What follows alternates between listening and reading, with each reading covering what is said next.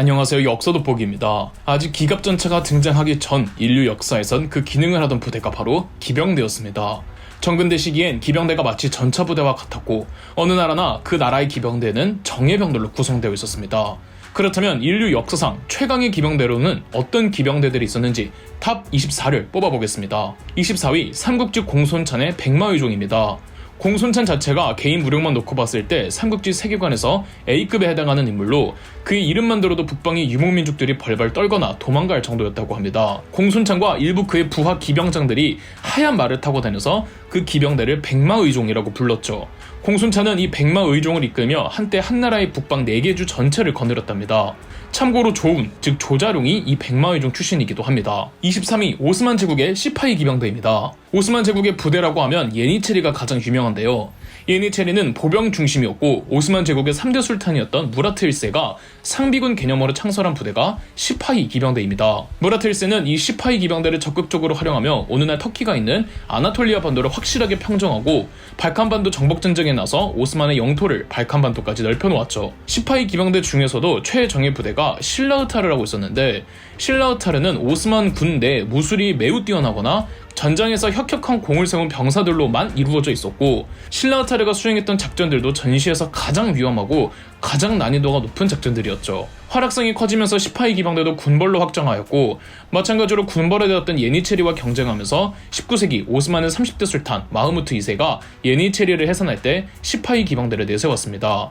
하지만 시파이 기병대도 예니체리처럼 강력한 군벌로 성장할 것을 우려했던 마흐무트 2세는 시파이 기병대도 해체해버리죠. 22위 고트족 기병대입니다. 고트족은 게르만족이 분파로 게르만족이 로마 제국으로 대이동을 할 때 역시 고트족도 내려와 로마 제국을 위험에 빠뜨렸습니다. 고트족은 게르만족 중에서도 유독 기병대가 발달했던 민족들이었습니다. 고트족이 로마 제국을 상대로 대승리를 거둔 기념비적인 전투가 378년의 아드리아노플 전투입니다. 이때 승리를 거둔 고트족의 비장의 무기가 바로 고트족 기병대였죠. 아드리아노플 전투에서 로마군은 고트족 기병대에게 무려 4~5만 명이 쓸려나가 버리는데요. 로마도 운영하던 기병대가 있었습니다. 다만 로마의 기병대는 창으로 싸우는 근접용 위주였고 고트족 기병대는 활이나 투척무기 등 원거리용 위주였습니다. 고트족 기병대의 원거리 공격과 신속한 기동력에 로마군은 무력화될 수밖에 없었던 거죠. 이에 충격을 받은 로마군도 본격적으로 기병대를 원거리용으로 전환하기 시작했고 또 적군의 원거리용에 방어하기 위해 기병대들을 중무장하기 시작했습니다. 그래서 일부 군사 전문가분들은 서양 전쟁사에서 보병 위주의 군대가 기병 위주의 군대로 전환되었던 그 시점이 로마군이 고트족에게 참패한 아드리아노플 전투라고 말씀하시기도 합니다. 고트족은 훗날 지금의 스페인이 있는 이베리아 반도를 장악했던 서고트 왕국과 이탈리아 반도를 장악했던 동고트 왕국으로 나뉘는데요. 서로마 제국을 멸망시킨 장본인이 바로 동고트 왕국이었습니다. 21위 삼국지 여포가 이끌었던 기병대 함진영입니다. 함진영의 지휘관은 소설에선 다소 다운그레이드된 감이 없지 않아 있는 고순입니다. 정사 삼국지를 깊이 읽으신 분 중에선 여포 휘하에서 진짜 용맹과 지략과 충성을 모두 갖춘 장수로 장료보다는 고순을 뽑는 사람도 많습니다. 고순이 데리고 다니던 부대명 함진영은 적 진영을 반드시 함락시킨다는 뜻으로 정말 부수지 못하는 진영이 없었다고 합니다. 조조의 하우돈이 고순의 함진영과 싸우다가 제대로 깨지죠. 소설에선 이때 패배한 하우돈이 한쪽 눈을 먹는 걸로 나오고요. 능력만큼 충성심도 고순은 남달랐는데 정작 여포조차 고순의 함진영 부대를 두려워해 고순을 어느샌가 멀리했다고 합니다. 그래도 고순은 끝까지 여포를 지켰고 여포가 하비성 전투에서 조조에게 패배할 때 여포 진군과 함께 처형됩니다. 22. 북아프리카의 누미디아 기병대입니다. 로마 공화정 시기 가장 유명한 전쟁은 로마와 북아프리카 카르타고가 3차례에 걸쳐 싸웠던 포이니 전쟁일 겁니다.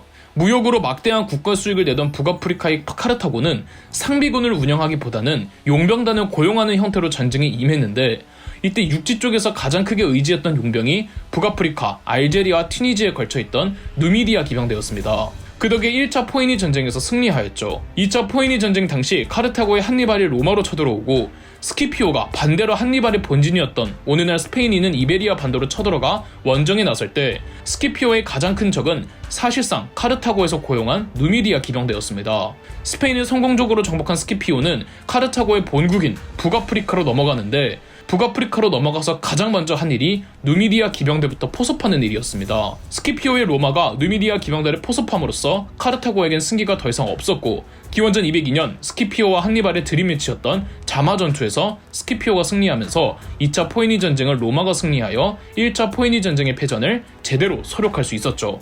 19위 삼국지 조조의 호표기입니다. 호표기는 조조의 친위 기병대였습니다. 삼국지 1부의 주인공은 누가 뭐래도 조조죠. 미약한 작은 군벌로 시작했던 조조가 여포, 원술, 원소 등을 물리치고 중국 북방 전체를 통일할 수 있었던 조조의 자랑이 바로 호표기였습니다.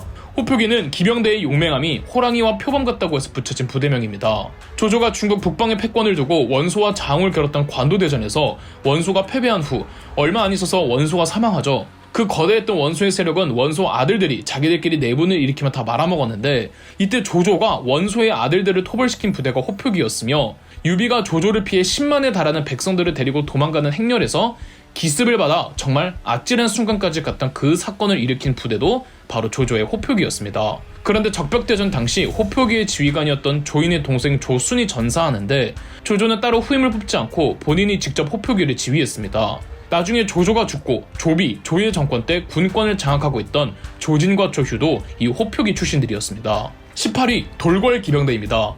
돌궐족은 중앙아시아에 거주하는 투르크 계열 유목민족으로 몽골 초원지대로 진출하여 6에서 7세기까지 돌궐 제국을, 7에서 8세기경엔 돌궐 제2제국이란 유목제국을 건설했던 민족입니다. 당연히 유목민족인 만큼 기병이 특화되어 있죠. 이 돌궐인들은 이전까지 몽골 초원에 자리 잡고 있던 동호 계열 유연족을 몰아내고 몽골 초원을 차지하였죠. 중국 측 기록에 의하면 돌궐 제국은 서쪽으로는 에프탈을 격파하고 동쪽으로는 거란을 폐주시켰으며 북쪽으로는 키르기즈를 병합하며 변방의 모든 나라를 복속시켰다고 나와 있습니다. 중국의 수나라 수양제가 113만 대군으로 고구려를 침공한 것도 고구려가 돌궐과 연합할 것을 우려했던 것으로 그만큼 중국에게 돌궐의 존재는 위협적이었죠. 비록 실행에 옮기진 못했지만 수양제는 고구려를 멸망시키려면 돌궐 기병대의 지원이 필요하다고 몇 번이나 언급했다고 하죠. 당나라가 건국되고는 돌궐이 당나라의 지원 요청으로 군대를 파병한 일들이 있었는데, 그때마다 돌궐 기병대가 투입됐습니다. 돌궐 제국은 당태종 이세민 때 잠깐 당나라에 복속됐었습니다. 당태종 사후 당나라의 고구려 멸망전에서도 돌궐 기병대가 투입됐었습니다. 이후 7세기 말 돌궐 제2제국을 회복시켰습니다. 696년 당나라의 영주에서 이진충, 손만영 등 거란족이 반란을 일으킨 적이 있었는데, 당나라의 요구로 당시 돌궐 제2제국의 칸이었던 묵철가한이 돌궐 기병을 투입해 거란족의 반란을 진압해준 바 있습니다. 묵철가한은 거란족 진압을 도와준 대가로 다량의 물자 공급, 당나라 황실 공주와의 혼인동맹 등을 요구하였습니다. 당시 섭정자였던 당나라의 측천무후는 일단은 들어달라는 거 다 들어주려고 했는데, 축천무후가 보내준 황실 공주가 황제의 친딸은 아니었습니다. 여기에 분노한 묵철가한은 역시 기병대를 당나라로 침공시켜 대규모 약탈을 일삼았습니다. 중앙아시아에서부터 몽골에 이르는 수많은 중소 유목민족들이 묵철가한에게 털린 당나라를 얕보고 돌궐에게 붙었는데, 이 당시 돌궐의 병력이 무려 40만에 육박했으며 중앙아시아의 사막에서부터 몽골 초원을 좌지우지하였죠. 17위 위구르 기병대입니다. 돌궐 제2제국을 무너뜨리고 몽골 초원의 새로운 주인이 된 민족이 위구르였습니다. 위구르 역시 돌궐처럼 투르크 계열 유목민족이며, 몽골 초원과 투르크 계열을 통합한 위구르는 744년 위구르 제국을 건국했습니다. 한편 당나라에선 755년 안사인안이라는 대규모 반란이 일어났는데요. 안사인안 주동자였던 안녹사는 사사명과 함께 755년 군대를 일으켜 수도 낙양과 장안을 점령했습니다. 당나라 황제 현종은 수도를 탈출해 피난을 가야만 했죠. 당나라에선 영혼까지 병력을 끌어모아 반란군과 싸웠으나 함양 전투에서 사상자 무려 4만 명을 내면서 당나라가 대패배를 해버렸습니다. 도저히 당나라 정부의 자체 힘만으로는 안녹산과 사사명을 진압할 수 있는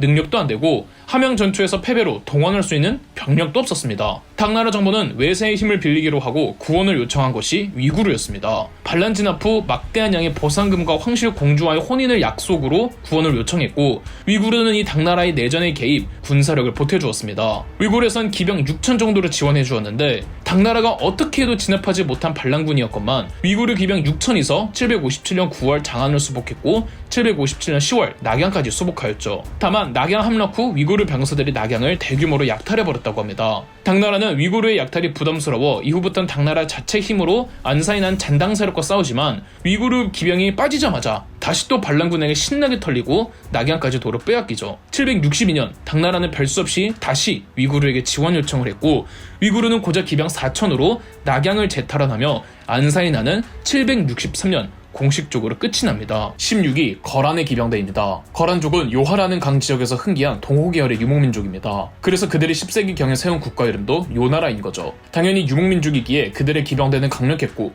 10세기경 요나라라는 거란족의 제국을 세운 장본인은 야유라복이었습니다. 906년 야유라복이는 거란족의 타 부족장들을 모두 복속시키고 스스로 카간에 등극했습니다. 그리고 마침내 916년 야유라복에는 스스로 황제를 칭하며 유목 국가를 건설했죠. 야유라복에는 황제에 오르고 나서도 몽골 초원까지 원정에 나섰으며 서역이라고 불리던 타클라마칸 사막까지 진출하였습니다. 야유라복이가 요나라를 통합하고 저 멀리 타클라마칸 사막까지 진출하는 과정에서 전면에 내세운 병력이 요나라의 철기였습니다. 요나라군의 철기는 도끼, 철퇴 등 타격무기와 삭이라는 장창을 애용하였으며 그 기동력이 매우 빠르고 공격력도 강했던 것으로 보입니다. 우리에겐 기분 나쁘지만 요나라군 철기가 그 위력을 제대로 선보였던 전쟁이 926년 발해 멸망전이었습니다. 요나라군 철기의 작전은 국경지대에서 적국의 수도까지 최단 루트로 매우 빠르게 직공해서 우선 수도부터 함락시키는 것이었습니다. 발해가 그렇게 멸망했죠. 수도로 직공하는 건 후방과 보급이 불안정해지기 때문에 정확성과 속도가 생명이건만 거란의 철기들은 그걸 충분히 수행할 능력을 가지고 있었던 거죠. 다만 거란족은 이 철기의 전술에 지나치게 맹신하여 기병이 활약하기 적합하지 않은 지형에서도 이 전술을 고집했고, 그래서 고려를 침공했던 고려 2차 전쟁과 3차 전쟁 때 실패할 수밖에 없었던 거죠. 15위 당나라 기병대입니다. 흔히 당나라 군대라는 말이 오합지졸이라는 뜻으로 사용되지만 이건 당나라 후기에나 적용될 뿐 당나라의 2대 황제 당태종 이세민 때까지 당나라군은 세계 최강 중 하나였습니다. 실제 당나라군의 기병대를 창설한 것도 황자 시절의 이세민이었습니다. 당나라의 건국자 당고조 이연은 상징적인 존재였을 뿐 수나라 멸망 후 이리저리 찢어진 군벌들을 모조리 진압한 건 이세민이 직접 키운 기병대였죠. 이연 이세민 가문의 근거지가 산서성의 태원이라는 곳이어서 이세민의 기병대를 태원 기병대라고 불렀으며, 태원 기병대는 당나라 건국 후 그대로 당나라 기병대로 전환되죠. 이세민은 당태종으로 즉위한 이후 기병대 양성에 더 열을 올렸고, 당나라 기병대 중에서도 기마술과 궁술에 능한 자들을 뽑아 별도로 월기라는 정예 기병대를 또 조직했죠. 더군다나 중국 전쟁사에 있어서도 당나라 기병대가 중요한 것이 본격적으로 중국 왕조의 기병대가 경기병 위주로 전환되는 시점이기도 했습니다. 중장기병은 방어력과 공격력이 강할 수는 있어도 기동성이 다소 떨어지죠. 당태종 이세민이 기억한 당나라 경기병들은 기동력을 강화하여 특히 유목민족들과 싸우는 데 최적화되어 있었습니다. 630년 당태종 이세민은 동돌고를 멸망시켰고 640년 오늘날 신장 위구르 제치고 있던 나라 고창국을 멸망시켰습니다. 그리고 서역의 거의 모든 유목민족들이 당나라에게 복속되었죠. 14위 고구려의 게마무사입니다. 고구려의 게마무사는 최정예 중장기병대로 고구려의 중장기병들은 말도 철제 무장화했는데 이 무장화한 말을 게마라고 했으며 게마를 탄 기병부대를 게마무사라고 불렀습니다. 지휘관들은 직급이나 신분에 따라 투구에 뿔장식 등을 넣기도 했습니다. 고구려의 게마무사는 보병들이 쓰는 창보다는 긴 장창을 사용했으며 고구려 병사들은 말 위에서 활을 쏘는 배사법, 이른바 파르티안 샷을 구사했습니다. 파르티안 샷은 고도로 숙련된 기마술이 없으면 구사하기 힘들다고 합니다. 고구려의 게마무사들이 싸우는 방식은 영락없는 유목민족들의 싸움 방식이죠. 고구려가 그토록 군사력이 강한 국가가 될 수 있었던 배경엔 게마무사들의 활약이 컸고, 광개토대왕의 정복전쟁, 장수왕의 정복전쟁, 그리고 고구려 후기 수나라와의 전쟁이나 당나라와의 전쟁에서도 항상 전면에 나섰던 정예의 기병대였습니다. 13위 러시아의 카자크입니다. 카자크는 우크라이나인으로 구성된 기병대였습니다. 우크라이나는 한때 리투아니아 공국의 지배를 받았는데 17세기경 우크라이나의 영웅 보흐단 흐멜니츠키가 등장해 현 우크라이나 지키의 조상들이라고 할 수 있는 농노들을 규합해 자포로제 카자크를 구성하며 독립전쟁에 나섰습니다. 이때 러시아가 자포로제 카자크의 독립을 지원해 주었는데 전쟁의 결과 현 우크라이나 땅은 드네프르 강을 기준으로 동쪽은 러시아가, 서쪽은 리투아니아가 같이 갖기로 했죠. 결국 자포로제 카자크들은 러시아로 편입된 거랍니다. 하지만 카자크 내에서도 러시아로부터 독립하려는 세력과 차라리 러시아에 편입되자는 쪽으로 나뉘는데, 자포로제 카자크들은 계속 독립을 하려고 했고 러시아에 편입되기를 희망하는 카자크들을 돈카자크라고 부릅니다. 러시아는 이 카자크들을 부려먹었는데 러시아 제국의 표트르 대제는 시베리아 대륙 확장할 때 춥고 척박하고 힘든 곳이니까 카자크들로 기병대를 만들고 시베리아 확장에 맨 먼저 내세우게 했습니다. 그러니까 유럽에 한정되어 있던 러시아가 오늘날 시베리아까지 영토를 확장시킨 장본인들은 실은 이 카자크인들이었던 거죠. 12위 흉노 기병대입니다. 흉노족의 발흥지는 고비 사막 남부와 현 중국의 북부로 몽골 초원지대 최초로 유목제국을 건국한 유목민족입니다. 농사를 짓지 않았던 흉노족은 중국의 왕조들을 공격하면서 약탈로 필요한 경제생활을 충당했는데, 유목민족으로서 당연히 흉노족 대다수는 기병 위주였고, 이때까지만 해도 중국은 춘추 전국시대로 보병 위주였습니다. 보병 중심의 춘추 전국시대의 중국에서 기마 전술을 사용하는 흉노족의 병사들을 당해내기가 버거웠습니다. 중국의 전국 칠흥 중 조나라의 조무령왕은 이른바 호복기사라고 차라리 저 유목민족들로부터 배울 건 배우자며 유목민족들의 기마 전술을 도입했습니다. 조나라가 호복기사로 강력한 기병대를 보유하자 나머지 전국 칠웅들도 기병 전술을 적극적으로 도입하며 중국의 기병 병력이 발달하는 계기가 되었습니다. 흉노는 묵특선후에 이르러 흉노 제국을 건설하였는데 이때가 막 유방이 항우를 이기고 한나라로 중국을 통일했던 시점이었습니다. 한고조 유방의 자신감이 하늘을 찌를 때였는데 한고조 유방이 흉노족 토벌하러 갔다가 백등산 전투에서 대려 당하고 옵니다. 한고조 유방은 묵특선후의 아내에게 갖은 로비를 하면서 겨우겨우 목숨만 부지한 채 돌아올 수 있었죠.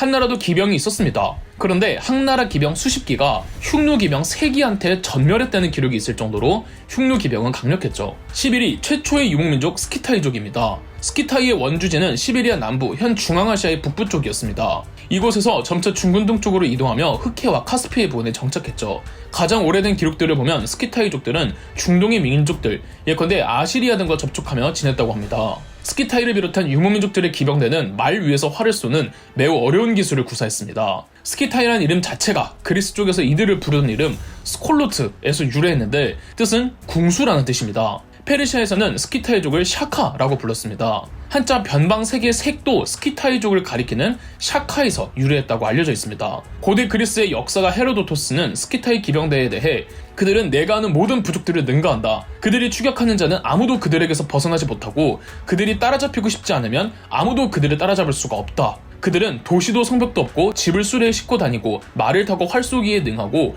농경이 아니라 목축으로 살아가는데 그런 그들이 어찌 불패의 부족이 되지 않을 수 있겠는가? 라고 묘사했죠. 하지만 스키타이족은 페르시아의 다리우스 1세 황제의 원정에 밀려 시베리아 북방 초원으로 이주하며 이 일대의 유목 문화를 퍼뜨립니다. 10위 한나라의 기병대입니다. 정확하게는 한무제 때 한나라의 기병대입니다. 한나라는 언제나 흉노 제국에게 시달리기만 했는데 이 위계를 뒤집어 엎은 게 한나라의 7대 황제 한무제였습니다. 한무제하면 가장 유명한 게 흉노 원정이죠. 한무제는 위청, 곽거병 등을 동용해 7차례에 걸쳐 흉노를 초토화시켜 놓았습니다. 흉노 3차 원정 때 위청의 한나라군은 3만의 병력으로 고비 사막에서 1만 명을 살상했으며 수천 명의 포로를 잡고 소와 양 등 가축 100만 들을 노획했습니다. 4차 원정 때는 위청의 한나라군이 우현왕이라는 흉노의 부족장을 죽이고 남녀 1만 5천여 명을 포로로 잡았습니다. 언젠가부터 위청의 흉노 원정에 같이 참여하던 위청의 조카 곽거병이라고 있었는데 곽거병은 겨우 18살이었을 때 딱 800명만 데리고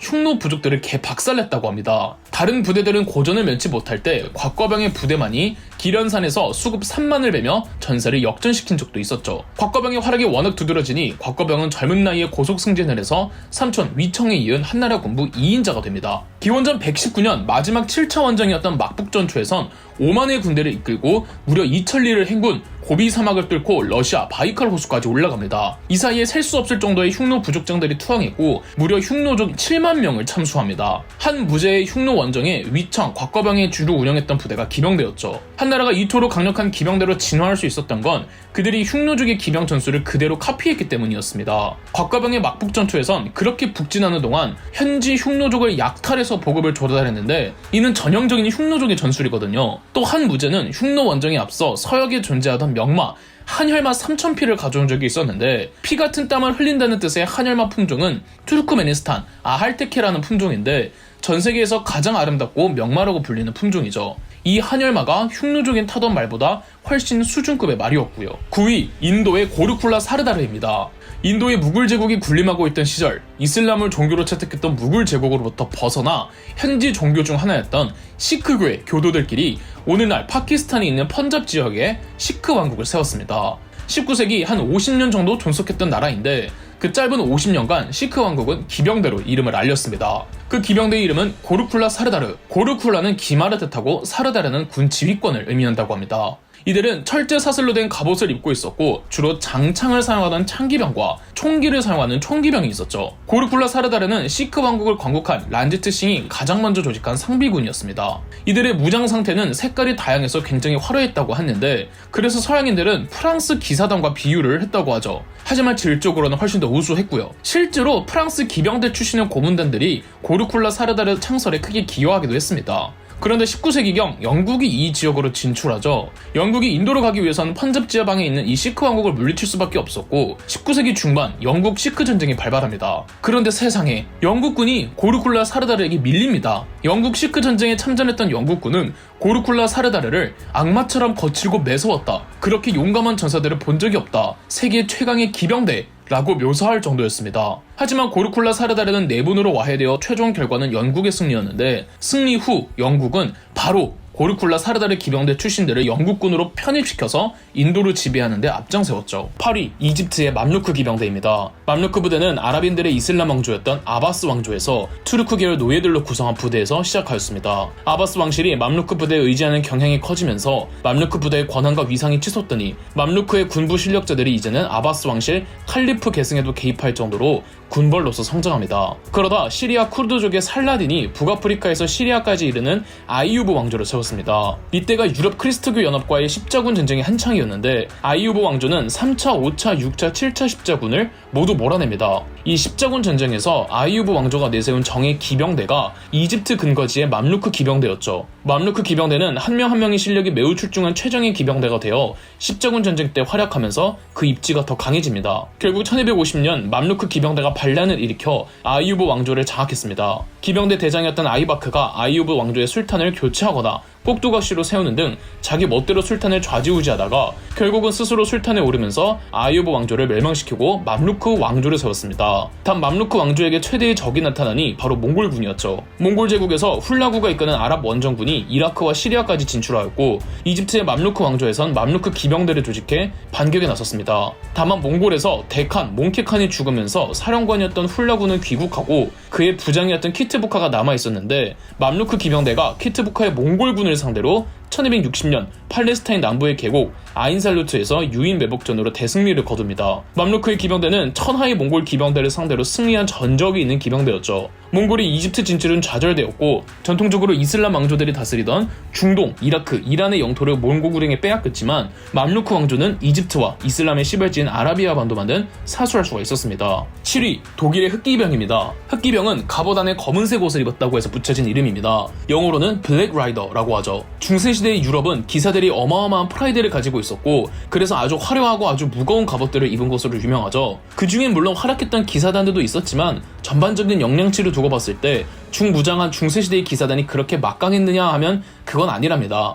아니나 다를까 화기들이 나타나면서 기병대들은 더더욱 쓸모가 없어진다고 생각했는데 이 중에 어떤 리더들은 쓸모 없어진 기병대들을 쓸모 있게 바꾸어 나갔습니다. 기병대들에게 전시, 만류에서 사용할 수 있는 총을 쥐어준 건데요. 그 시작은 1484년 신성 로마 제국의 막시밀리안 1세 황제가 100명의 흑기병을 창설하면서부터였습니다. 중세시대 중무장한 기병들이 총을 쥔 병과를 큐레시어라고 부르며 번역하자면 흉갑기병이라는 뜻입니다. 신성 로마 제국의 흑기병은 점차 조직이 커졌고 16에서 17세기 유럽에서 벌어진 그 수많은 전쟁에 거의 모두 참전하면서 유럽 전쟁사의 판도를 뒤바꾸었습니다. 특히 구교와 신교 간의 종교 전쟁이었던 30년 전쟁 중 신성 로마 제국군에서 그나마 활약했던 게 흑기병이었죠. 총을 쏘는 중장기병, 흑기병이 창설된 이래 유럽 각국에서도 똑같은 큐레시어들을 만들어 나갔습니다.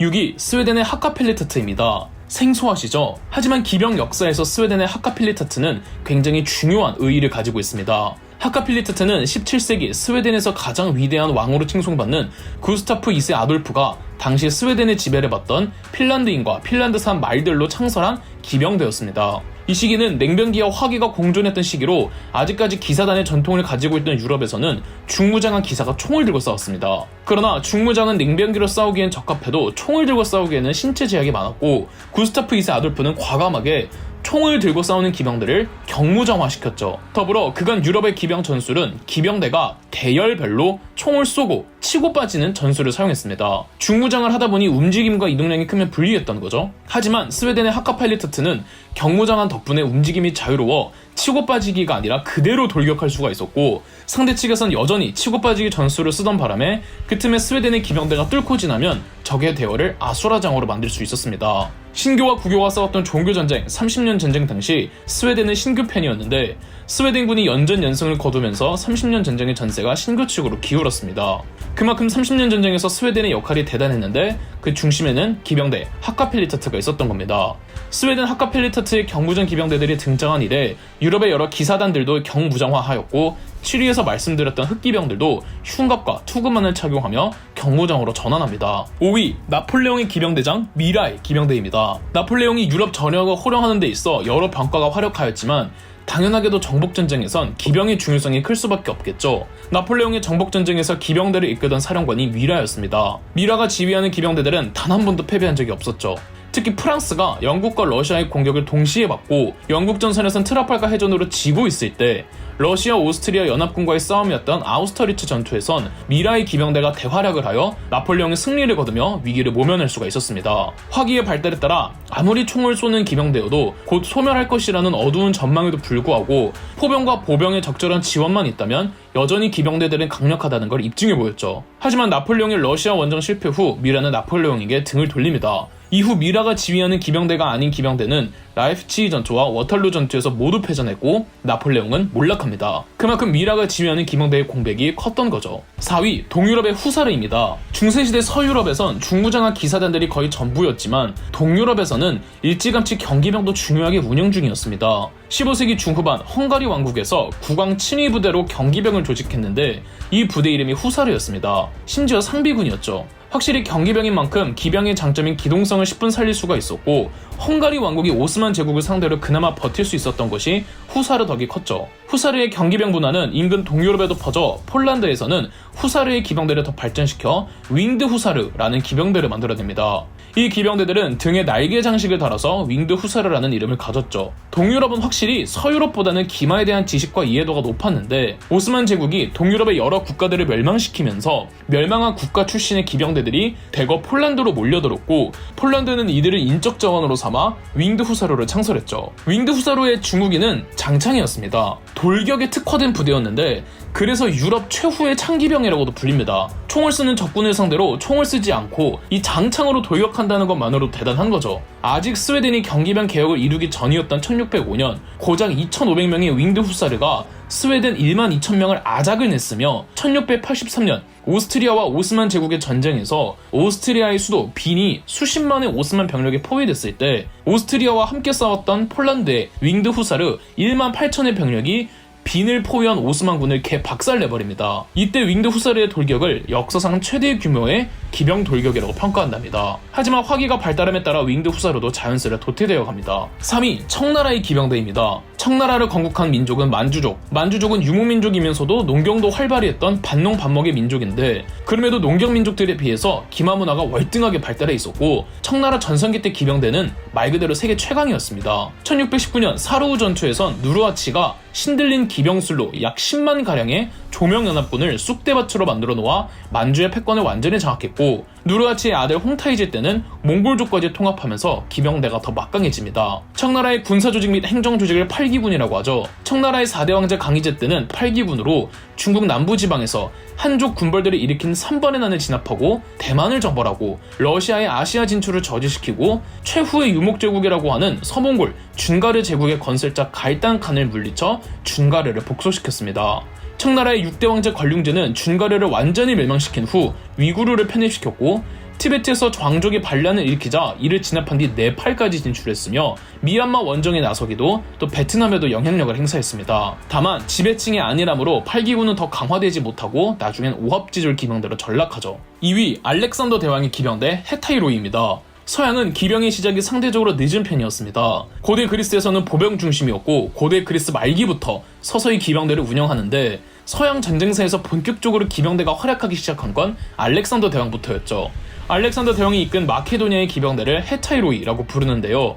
헤타이로이 기병대를 처음 창설한 건 알렉산더 대왕의 아버지 필리포스 2세였습니다. 필리포스 2세는 헤타이로이 기병대 사령관에 자신의 아들 알렉산더를 임명했는데 그동안 최빈국이자 최약소국 중 하나였던 마케도니아가 고대 그리스의 최강국이었던 테베를 격파했던 기원전 338년 카이로네이아 전투에서 알렉산더가 이끄는 헤타이로이 기병대가 엄청난 활약을 하였죠.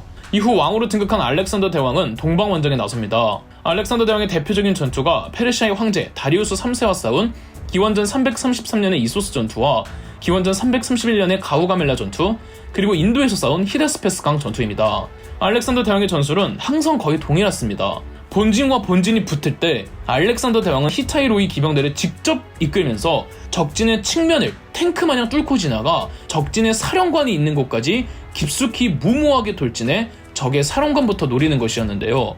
이는 매우 위험천만한 작전이지만 알렉산더 대왕이 이끄는 히타이로의 기병대는 항상 이 작전에 성공해 아무리 전세가 불리해도 사령관이 도망쳐버리니 항상 알렉산더 대왕의 승리를 거두었던 거죠. 1위, 아마 너무 뻔한 결과일 텐데 몽골 제국의 기병대입니다. 몽골 기병대를 분석한 연구만 그 양이 어마어마한데요. 징기스칸이 만들어 놓은 몽골 제국은 징기스칸 이후로도 유라시아 대륙을 제패했습니다. 1대 데칸 징기스칸 때는 몽골 초원에서부터 중앙아시아까지 진출했으며 2대 데칸 오고차이 칸 때는 바투의 유럽 원정이라 하여 동유럽까지 진출하였고 4대 데칸 몽키칸 때는 훌라구의 아랍 원정이라 하여 중동까지 진출하였고 5대 데칸 쿠벨라이 칸은 데칸이 되기 전 남송을 멸망시켜 중국 대륙을 차지하였습니다. 비록 몽골 제국이 일본, 동남아, 아라비아 반도, 북아프리카, 서유럽으로는 진출하지 못했지만 간접적으로 그들의 역사에 엄청난 영향을 주었으며 몽골 제국이 차지하고 있던 지역은 몽골 제국으로 인해 그 역사가 완전히 뒤바뀌는 분수령이 되었습니다. 몽골군이 이토록 뛰어난 기동력을 보이며 압도적 파괴력까지 갖춘 건 전술도 전술이지만 무기의 활용도도 높았던 덕분이죠. 가장 많이 사용했던 무기는 활로, 몽골족이 사용한 활 각궁은 유럽인들의 활과 성능이